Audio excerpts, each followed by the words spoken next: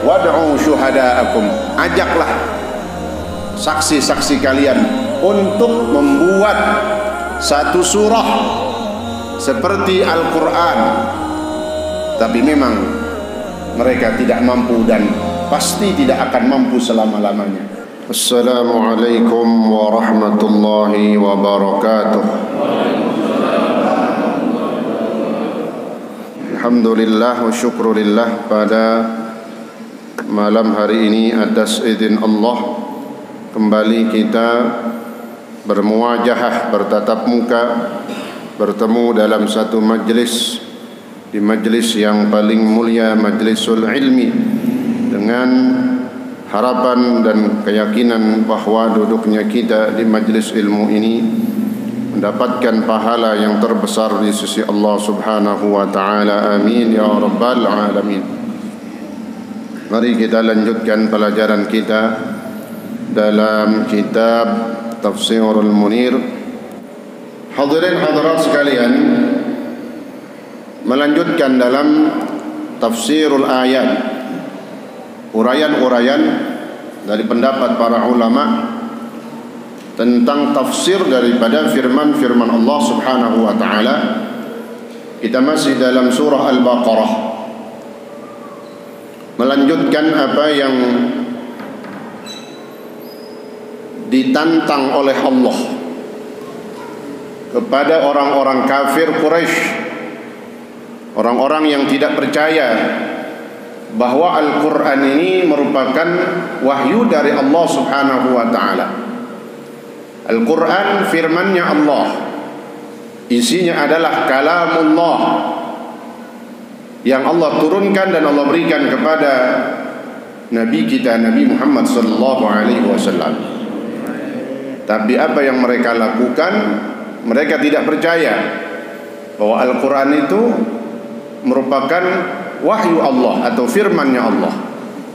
Mereka berpemahaman dan berpendapat dan bahkan berkeyakinan bahwa Al-Quran min tilqa'i Muhammadin, bahwa Al-Quran itu, kata mereka, adalah buatan Nabi Muhammad sallallahu alaihi wasallam, bikin-bikinannya Nabi Muhammad sallallahu alaihi wasallam, kata mereka. Maka di dalam ayat yang sebelumnya Allah katakan kepada mereka, wad'u syuhada'akum in kuntum shadiqin.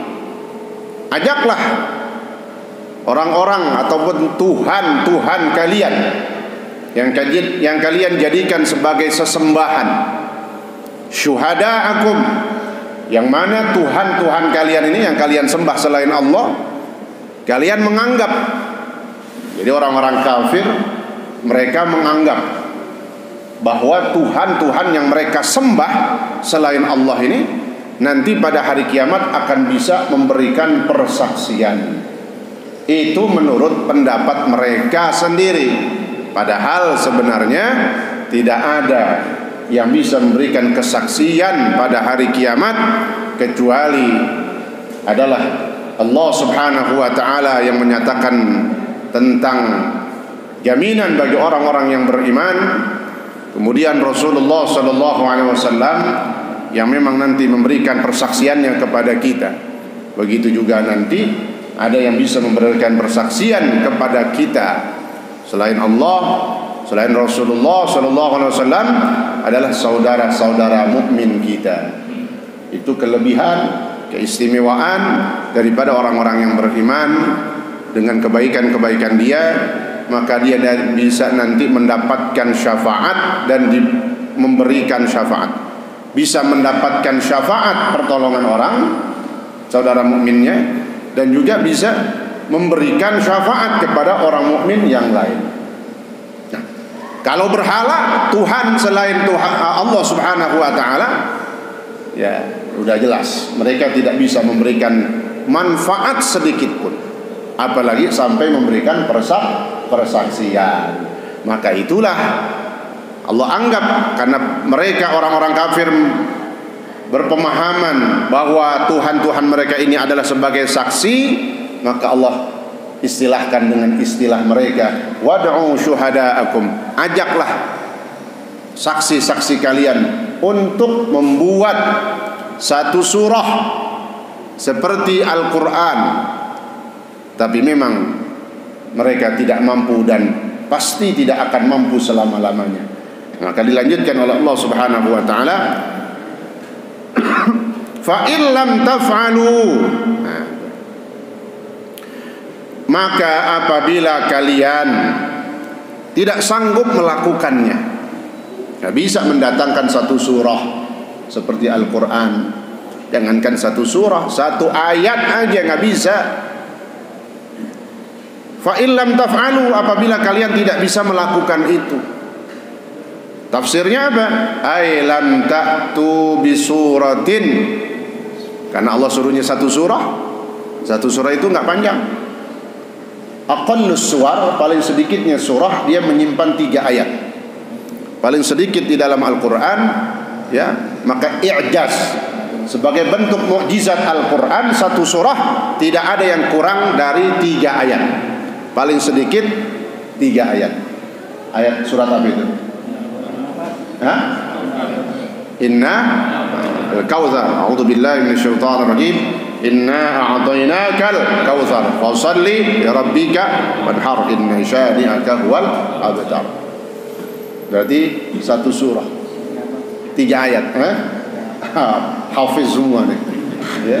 Hafizul Kautsar, ya. Orang yang pada hafal surah Al-Kautsar. Alhamdulillah. Cuman jangan ditambahin titelnya Al-Hafiz, ya. Kecuali namanya benarnya namanya Hafiz, gitu ya. Paling sedikit Al-Quran satu surah itu 3 ayat. Jadi maknanya Allah tantang mereka, bikin satu surah. Wah, satu surah Al-Baqarah dong. Enggak, yang pendek aja kata Allah. Berapa? 3 ayat. Bikin satu surah minimal 3 ayat yang kalian bisa dan kalian mampu. Padahal ada di antara kalian suku Hudzail, di suku kafir bangsa Quraisy ada suku Hudzail. Nah, suku Hudzail ini yang memang paling ahli bahasa Arabnya. Afsahul ulama wa afsahul aqwam. Satu suku yang paling fasih dan paling ahli di dalam syair atau syair dan sastra Arabnya. Itu suku Hudzail.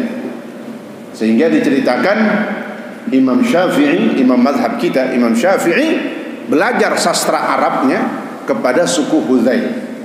Waktu beliau berada di kota Mekah, banyak lama menimba ilmu tentang ilmu bahasa Arab. Ada ilmu dari ilmu dasar, ilmu alatnya, nahwu, sharaf, kemudian ilmu balaghah, bayan, badi', mantik dan semuanya, ya. Nah, itu Imam Syafi'i belajarnya kepada suku Hudzail.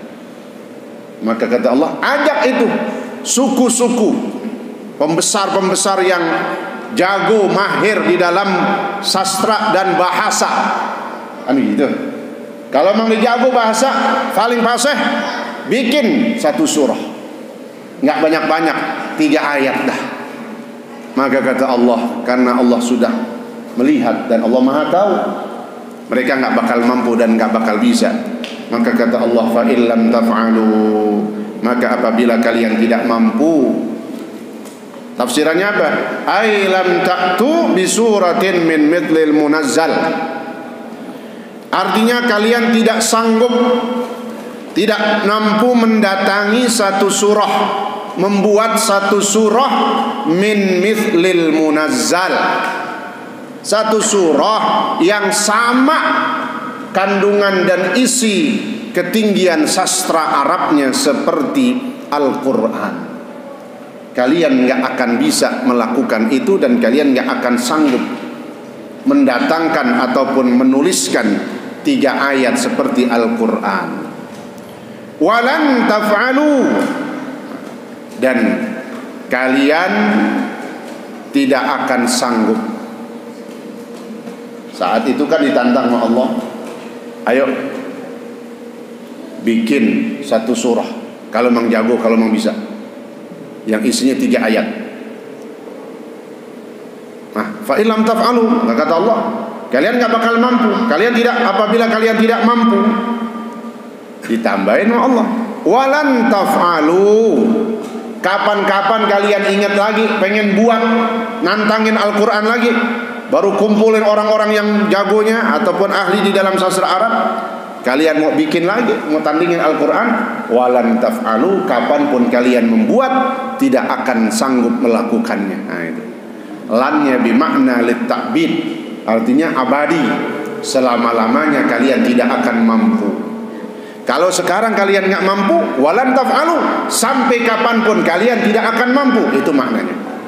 Nah, jadi itu lan taf'alu disebutnya dalam tafsir kalimatut taukid, kalimat menguatkan. Kan udah jelas kalian nggak bakal mampu. Apabila kalian tidak mampu, ditambahin lagi sama Allah, ditaukid, dijelasin, ditandelin, walan taf'alu, kapanpun, sampai kapanpun kalian tidak akan mampu melakukannya. Ay lan taqdiru an taji'u bimithlihi, artinya lan taqdiru, kalian tidak akan, lannya itu bermakna takbid ya, selama-lamanya kalian tidak akan mampu an taji'u, untuk mendatangkan 1 surah aja bimithlihi, seperti Al-Quran.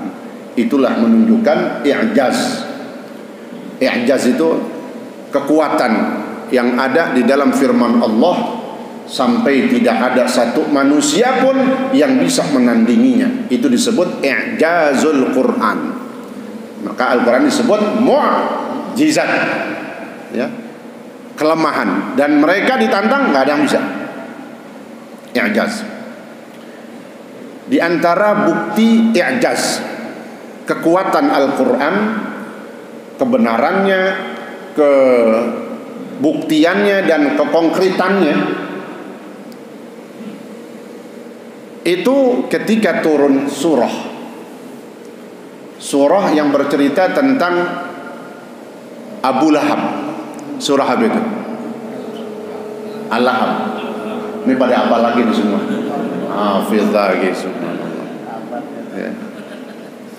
A'udzu billahi minasyaitonir rajim. Tabbat yada abi lahab wa tab, ma aghna anhu maluhu wa ma kasab, ila akhir surah.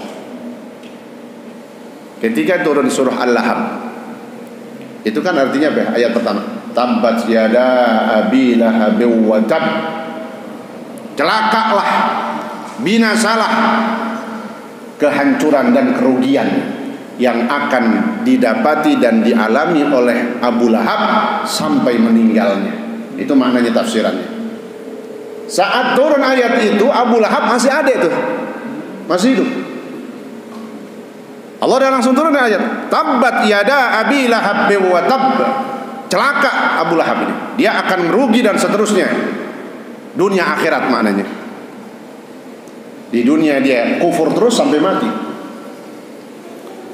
Saat turun ayat itu, Abu Lahab ada dengar, dibilang, kata siapa saya kufur, saya rugi terus, ntar sebelum mati saya masuk Islam gitu. Dia mau lawan tuh Al-Quran, nggak bisa, sampai mati masih dalam keadaan kufur. Orang Allah udah katakan, udah nggak bisa ditolak lagi udah. Tabat itu diantara contoh kedahsyatan Al-Quran, kekuatannya, sehingga yang kalah disebut mu'jaz, kelemahan manusia. Sampai Abu Lahab aja ya, dia merasa dia bakal bisa sadar katanya, tapi sampai mati nggak sadar-sadar, sampai meninggal masih dalam keadaan kafir. Itu jelas Allah katakan tabbat yada. Kalau Allah udah katakan celaka nih Abu Lahab, udah selama-lamanya. A'udzubillah min dzalik. Wal makna fattaqun nara. Nah, maka kata Allah tadi, maka apabila kalian tidak mampu mendatangkan satu surah seperti Al-Quran, dan kalian tidak akan mampu melakukan itu kapanpun, maka bertakwalah kalian, maka takutlah kalian akan ancaman dan azab Allah berupa neraka. Itu. Nah, maka dijelasin di sini tafsir Munir jelas banget. Apa maknanya? Wal makna, katanya. Makna ayat ini, kenapa bisa dikatakan fa illam taf'alu wa lan taf'alu fattaqun nar? Ikan nyambungnya ke supaya berlindung dari neraka. Kalian tidak akan mampu, ya, maka berlindunglah kalian dari neraka. Nah, apa maknanya itu ayat? Wal makna idza dhahara, maknanya idza dhahara ajzukum 'anil mu'aradah, apabila kalian sudah tidak mampu, kalian udah pada lemah nih, orang-orang kafir, ajaz, udah lemah, udah nggak mampu untuk menampakkan dan mendatangkan satu surah, emang kalian udah nggak bisa. Soha berarti benar apa yang dikatakan oleh Nabi Muhammad, bahwa kata Rasulullah sallallahu alaihi wasallam, Al-Quran ini adalah wahyunya Allah, firmannya Allah yang Allah turunkan dan berikan kepadaku. Kalian kalau emang menganggap ini Al-Quran bikinanku sendiri, kata Nabi, bikin dah, cobain. Aku kan gitu, kan aku manusia, kan bisa seakan-akan kalian bisa juga, tapi kalian tidak akan bisa. Kenapa? Al-Quran itu kalamnya Allah. Berarti apa? Kalau sudah memang kalian lemah, tidak mampu melakukan, mendatangkan satu surah aja seperti Al-Quran, sahha indakum sidqu Muhammadin sallallahu alaihi wasallam, maka pantasnya, kalau kalian udah gak mampu, pantasnya, sahihnya itu pantasnya kalian itu membenarkan apa yang disampaikan Nabi Muhammad. Nyerah dah gitu maksudnya. Kita dah nyerah, pasrah, ngakuin gitu. Sahha indakum sidqu Muhammadin, ngakuin benar sidqu Muhammadin, benar apa yang disampaikan oleh Nabi Muhammad. Sebenarnya begitu. Tapi gimana lagi katanya? Wa idza sahha dzalik. Nah, kalau memang kalian sudah mengakui kebenaran apa yang dikatakan oleh Nabi Muhammad sallallahu alaihi wasallam tentang Al-Quran, fatruku al-inad, maka tinggalkan juga menantang. Ini memang udah nggak bisa, masih nantangin aja, masih sombong, ya, masih nggak mau kalah. Ada gak orang begitu sekarang? Ya. Udah kalah nggak mau ngakuin, udah salah menfitnah. Modelnya sekarang begitu. Udah salah ngaku aja udah. Ini kagak, udah salah, udah jelas, tapi malah menfitnah. Ini sama model begitu. Watak-watak kufur, watak-watak orang kafir ada dalam diri mereka. Watak-watak orang kafir termasuk berarti watak-watak orang munafik ada dalam diri mereka. Udah bersalah, udah nggak mau kalah, nggak mau ngakuin, sombongnya kayak apa itu.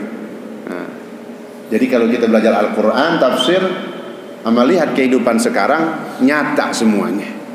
Jangan kaget, jangan nggak percaya. Artinya kalau ada orang udah melakukan kesalahan, pembunuhan, pembantaian, lalu dia nggak ngaku, jangan kaget. Emang begitu wataknya orang kafir. Temannya orang kafir siapa? Orang munafik, nggak pernah mau mengakui kesalahan, dan kaget gitu. Tapi memang pasti kita menolak. Ya semestinya jangan begitu. Kalau udah bersalah, mengakuilah.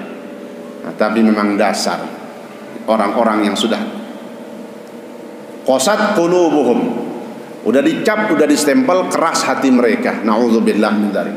Nah, jangan sampai ini ada dalam diri kita, keluarga kita, anak-anak kita, orang yang keras hati, jangan. Ya, kita minta bahkan hati kita makin lembut, makin banyak ngaji, makin makin berkurang keras kita, makin lentur hati kita, makin luas, makin insya Allah dibersihkan dari penyakit-penyakit hati, khususnya kesombongan-kesombongan dan berbagai macam penyakit hati yang lainnya.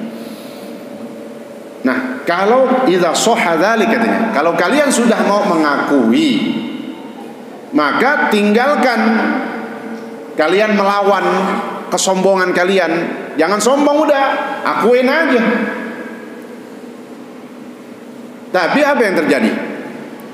Ngakuin aja kagak, membenarkan apa yang disampaikan oleh Nabi kagak, apalagi meninggalkan kesombongannya, justru makin jadi-jadi, makin menjadi-jadi. Wa idza lazimtum al-inad, maka di akhir tafsir disebut katanya, dan apabila kalian masih terus lazim, melazimkan terus-terusan, apabila kalian masih terus melakukan pembangkangan, al-inad, al-inad itu melawan, membangkang, kesombongan dan menantang, nah, itu namanya al-inad. Wa idza lazimtum, dan apabila kalian masih terus menantang dan melawan, membangkang perintah Allah, ini dia, istaujabtum al-iqaba bin nar, maka dipastikan. Istaujib diambil dari kata-kata wajaba. Istaujaba yastaujibu istijaban. Apa maknanya? Istaujabtum, dipastikan kalian akan mendapatkan azab, siksaan berupa neraka jahanam. Kalau kalian masih pada ngelawan, masih nggak terima, nggak mengakui Al-Quran itu wahyunya Allah, tidak mengakui Nabi Muhammad Rasulullah, ya, kemudian tidak meninggalkan perbuatan pembangkangannya, maka kata Allah, fattaqun nar, itu maknanya, maka takutlah kalian, takutlah akan azab Allah berupa neraka jahanam. Ini kan ayat sering kita baca, jadi waktu kita baca sekarang ngeringetin, fa illam taf'alu wa lan taf'alu fattaqun nar, maka takutlah kalian akan neraka allati, nah, ya, berbicara tentang neraka. Neraka itu apa gambarannya katanya? Kalau dari awal kita belajar tafsir dalam surah Al-Baqarah, ini ayat yang pertama kali menjelaskan tentang neraka, ya, urutan dari surah Al-Baqarah. Allati waquduhan nasu, allati waquduha, neraka itu kayak apa? Gambaran dan isinya apaan tuh? Allati waquduha, yang kayu apinya. Kalau bahasa orang nabun, bakar api unggun, kan ada apaan? Ada kayu bakarnya, ya. Neraka itu allati waquduha, waquduha, yang bahan kayu apinya untuk membakarnya. Waqud, jadi ada waqud itu bahannya. Kalau wuqud pakai dhammah, nah itu adalah tempat ketika mereka diceburkan perbuatannya, dimasukkan ke dalam neraka, itu namanya wuqud. Ini dalam istilah bahasa.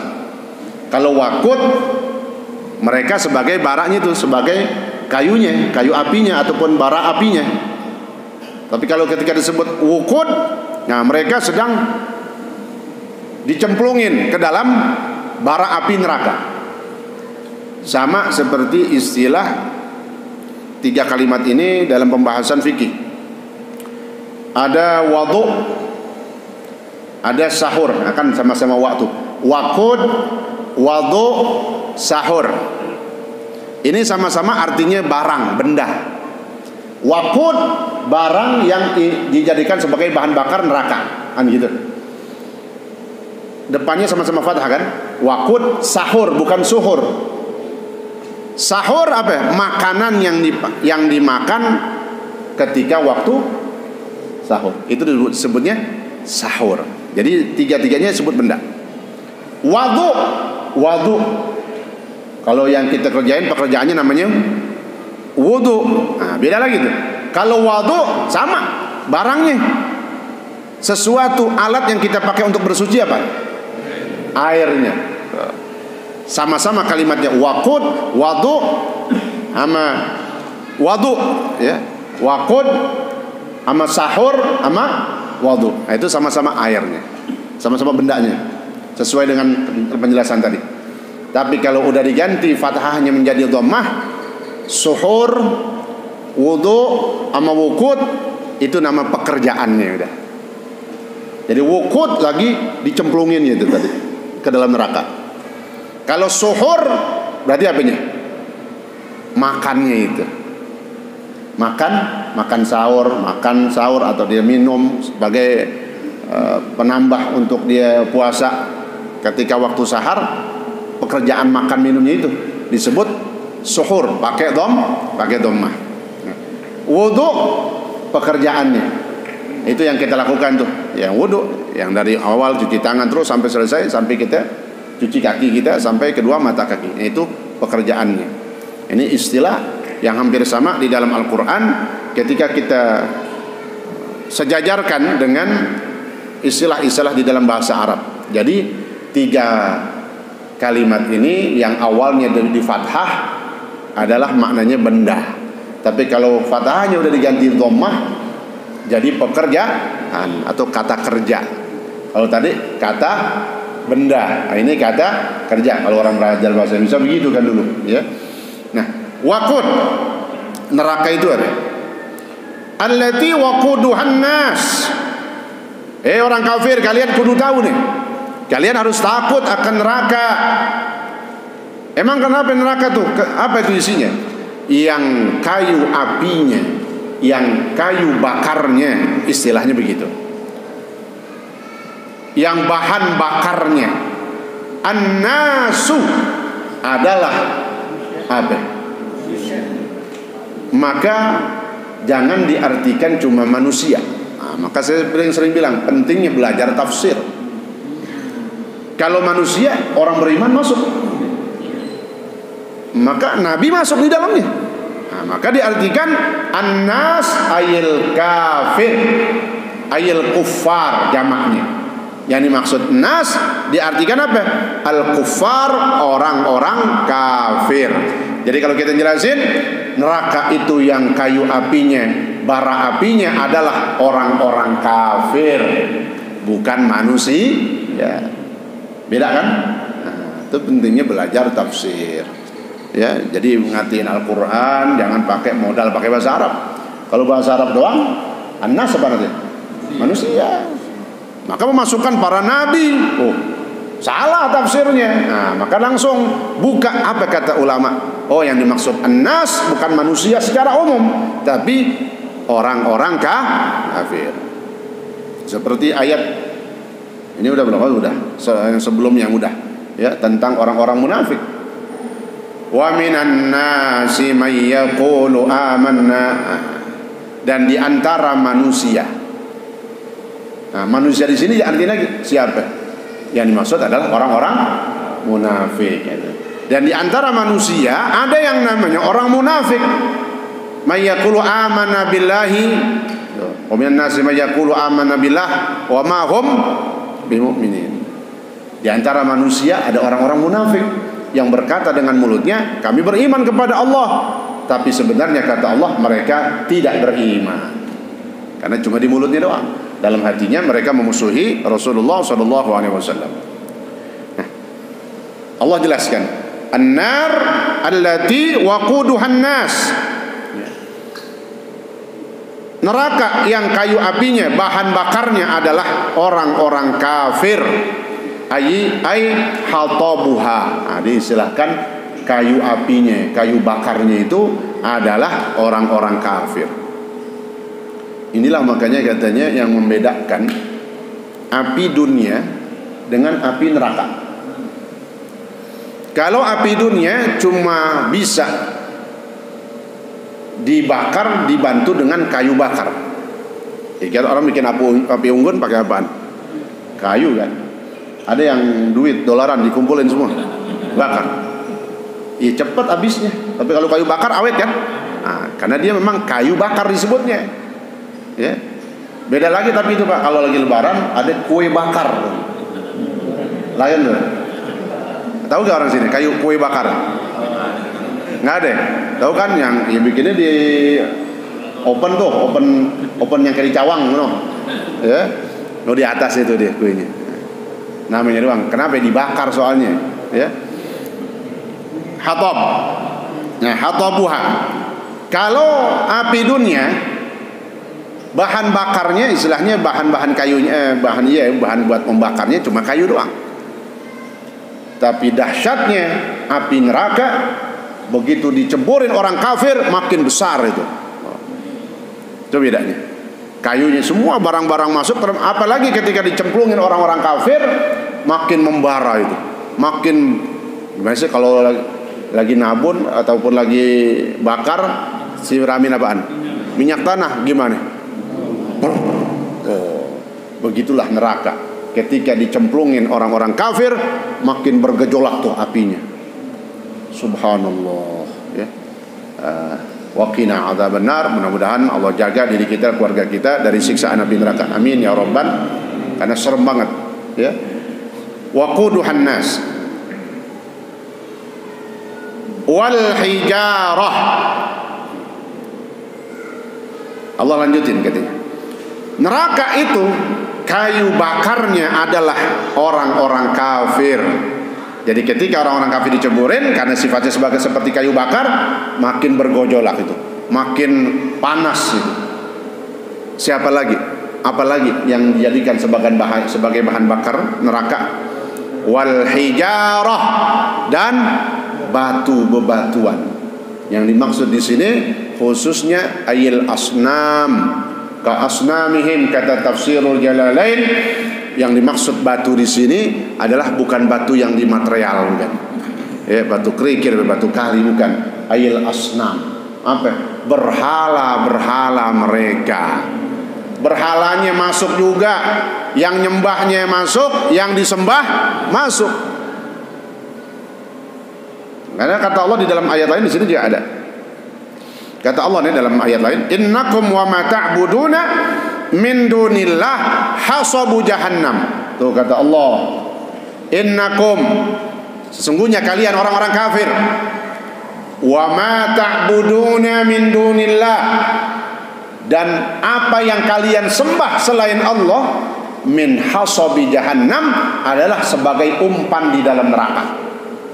Jadi kalian orang kafir, dengan apa lagi? Yang kalian sembah tuh patung-patung berhala, juga akan menjadi umpan kayu bakar, sebagai kayu bakar ataupun bahan bakar di dalam neraka.